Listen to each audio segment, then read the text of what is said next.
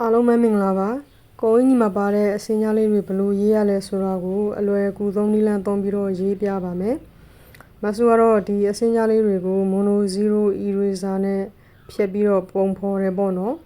ပထမဆုံးအနေနဲ့တုံးပြည့်အောင်ရေးလိုက်တယ်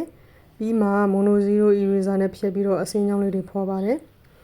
mono 0နဲ့ဘာလို့ဖော်လဲဆိုတော့ဒီခက်ပြက်မှာအမျိုးအစားတွေအများကြီးရှိတယ်ပေါ့နော်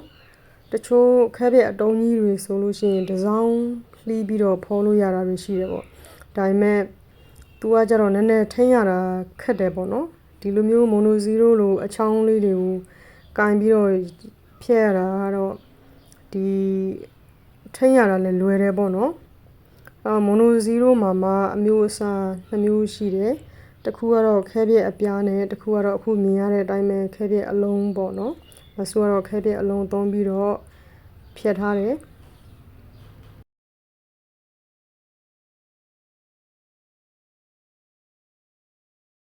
ဒီခဲပြက်ဖြစ်တဲ့နေရာမှာကိုကနည်းနည်းလေးဖိလိုက်ပြီးလို့ထင်းထင်းကြီးဖြစ်သွားတယ်ဆိုရင်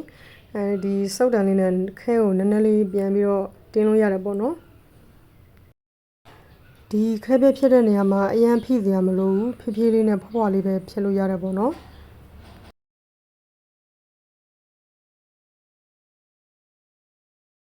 mono 0နဲ့အင်ကြီးအစင်းကြောင်းတွေဖော်ပြီးသွားတဲ့အခါမှာဒီအစင်းကြောင်းလေးတွေကထင်းထင်းကြီးမဖြစ်ဘဲနဲ့တဘာဝကျနေစေဖို့ခဲမုံကိုပပလေးယူပြီးတော့နည်းနည်းလေးထပ်မှုန်းပေးရတယ်ပေါ့နော်ဒီအင်ကြီးအစင်းကြောင်းလေးတွေဖော်တဲ့နေရာမှာလည်းဒီအစင်းကြောင်းလေးတွေကိုတနည်းအားဖြင့်မြင်းလေးတွေကိုပေါ့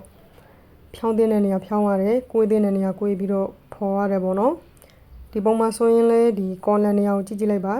ကော်လန်နေရာမှာမြင်းချောင်းကိုဖော်ထားတာကတော့ဒီပသောက်ပုံစံလေးကိုလေးဖော်ထားတယ်ပေါ့နော်ဒီအင်ကြီးရဲ့အခွက်ကိုကော်လန်ခွက်နေတဲ့ပုံစံလေးကိုပြချင်တာဖြစ်တဲ့အတွက်ဒီလိုမြင်းကွေးလေးနဲ့ဖော်ထားတယ်ပေါ့နော်ဒီပကြီးကားကတော့ထိုင်လန်မှာနေတဲ့ဆရာတော်တစ်ပါးအပ်တဲ့ပကြီးကား10ကားတွေကတကားဖြစ်ပါတယ်ပေါ်တူပကြီးကားတွေအပ်ချင်တယ်ဆိုရင် Messenger ကနေတစ်ဆင့် message ပို့ပြီးတော့ဆက်သွယ်လိုက်ပါနော်